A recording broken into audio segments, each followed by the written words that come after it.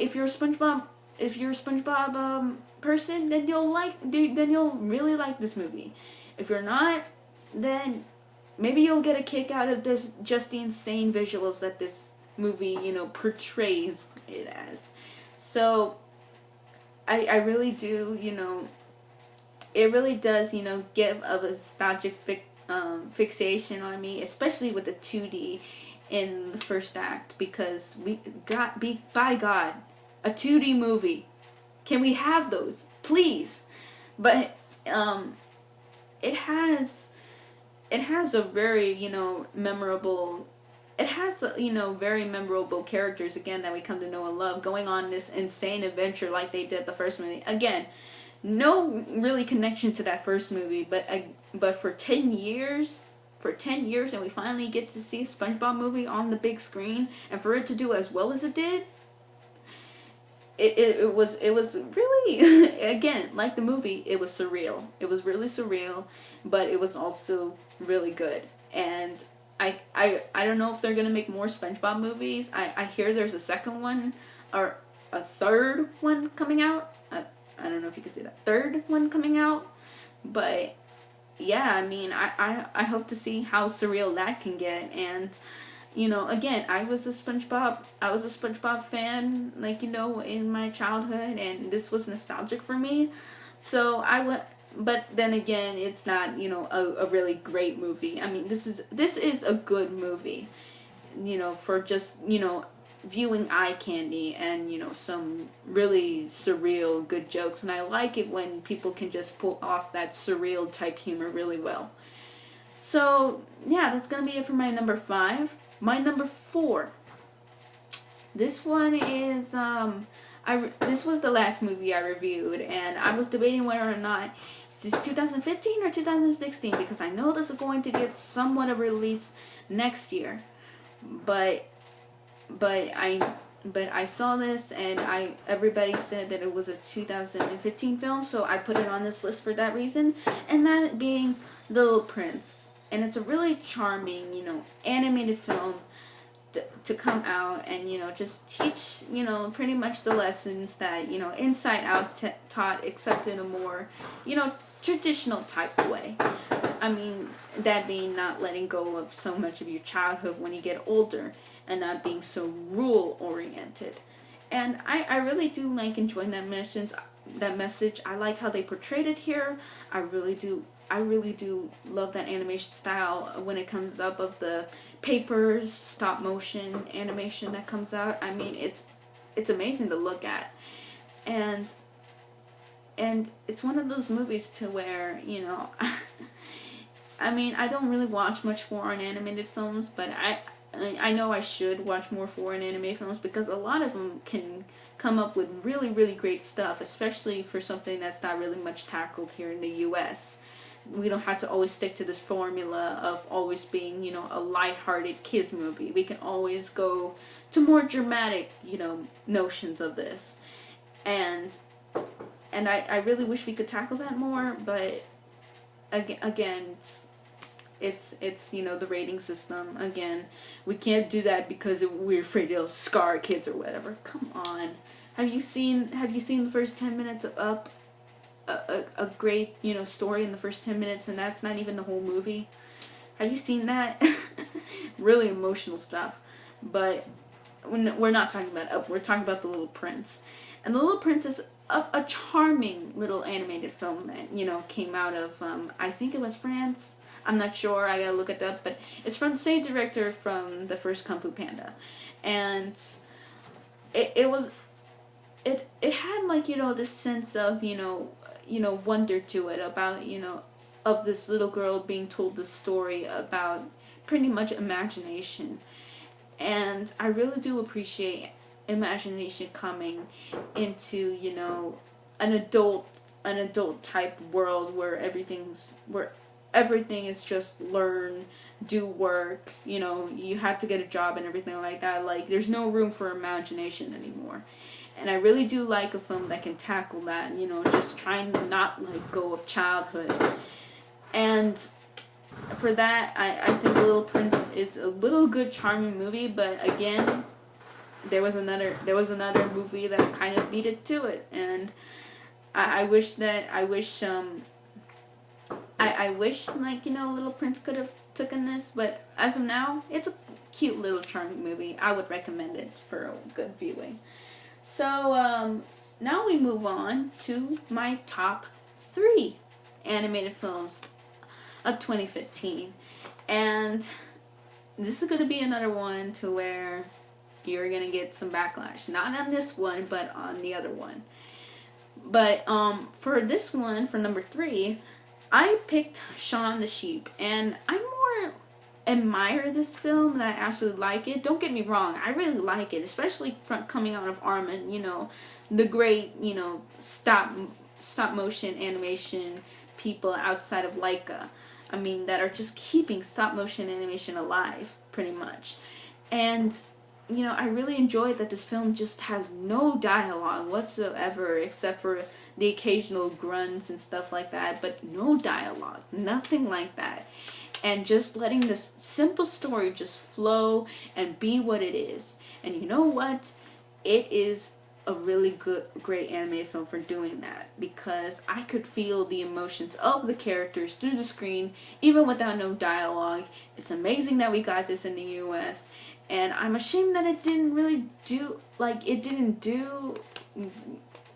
good here. I mean, if it was released in the US, it would be a bomb, but this was released in the UK, and pretty much, our money was pretty much, just leftover money. I mean, it didn't need to make its money in the US. It made it back in the UK where Shaun the Sheep was born. So, but just looking at this film, admiring the animation, admiring the simple story, admiring the fact that they had no dialogue and able to tell a really good story with, really, I would say, really cute, likable characters as well.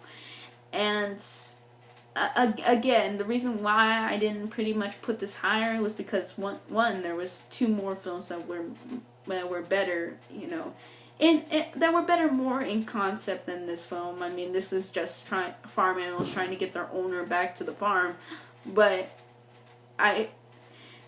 another thing is because maybe because of lack of dialogue, I don't know if it will interest kids. I mean, the visual humor is great.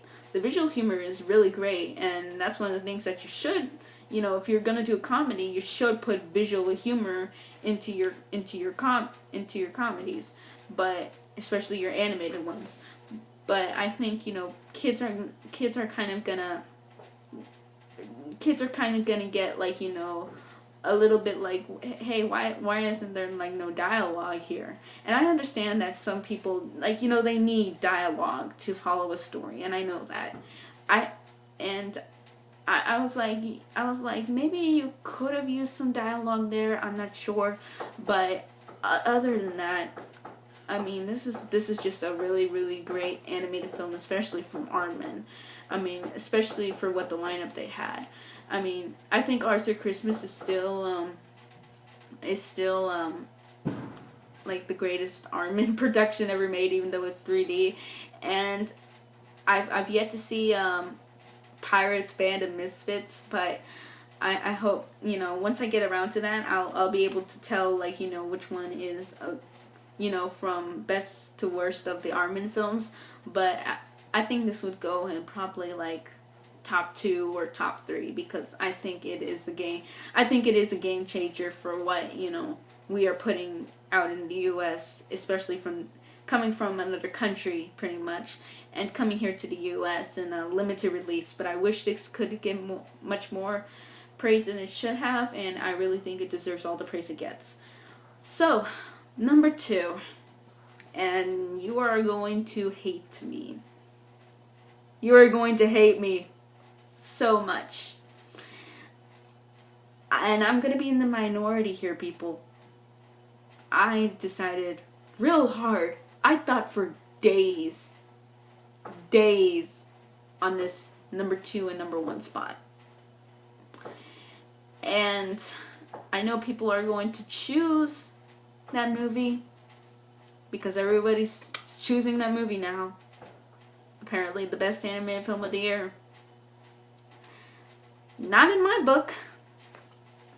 there was one animated film that beat it. And for those who see my reviews, you probably know what it is. But without further ado, let's just get started.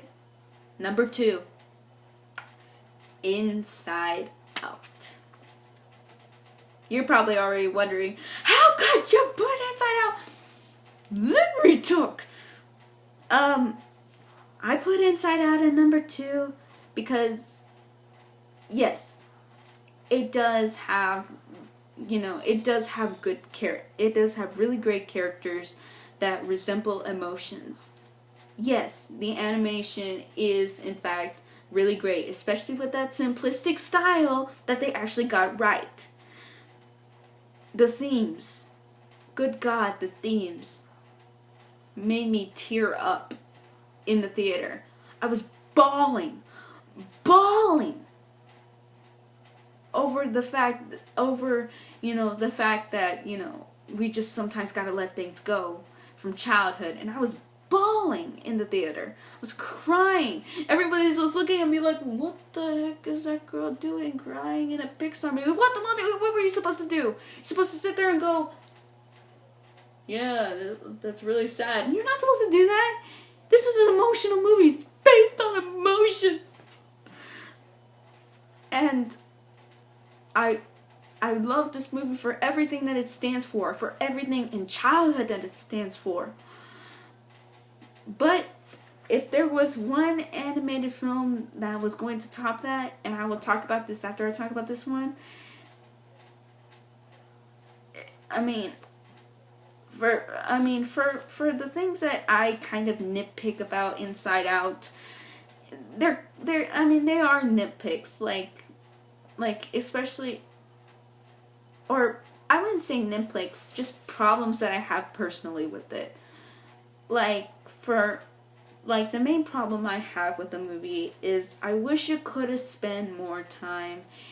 I know it's weird saying this, but I wish it could have spent a little bit more time with the human characters. And it was kind of it being kind of rushed, with the human characters, especially, with the first act in the movie, which has to deal with a lot of talking. And I wish it couldn't have been so much talking. And it gets better. It gets a whole lot more better to in the end I'm just like bawling and crying and stuff like that. But I wish it could have been a lot less talking in the beginning. And I wish it could have been more focused on the human characters. Maybe instead of their emotions a little bit too much. And I know that's a problem with just me. Or maybe it's not a problem with me. Maybe you see it too. But I really do have those problems with that movie that hold me back from giving it a perfect score. And the movie itself, it's great. It's great. Probably one of the best Pixar movies ever made. But personally for me, I do have problems with it, and I cannot give this a perfect score. I cannot give this a perfect rating, and therefore I cannot give this the best slot for the best anime film of the year.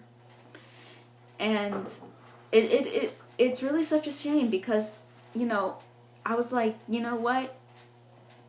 Even with the problems that you have, you're still a great movie. You still have wonderful themes that for even adults to think about. And that is something that I have been wanting to see from Pixar for a long time. Just stop with the sequels. Tell more stories like this that actually matter. Tell more stories that actually have to deal with our emotions more. Because this is like the perfect movie to show that with. But I know people are going to be like, well, you put Inside Out at number 2. We all know what's number 1. It's like, why did you put this at number 1? Well, it is something to say to where, again, this is for me personally of why this is number 1 for me. And if you guys haven't seen my review of it, then you probably know why it's number 1. But for those who haven't, for those who are still waiting to know what it is, it's the Peanuts movie. and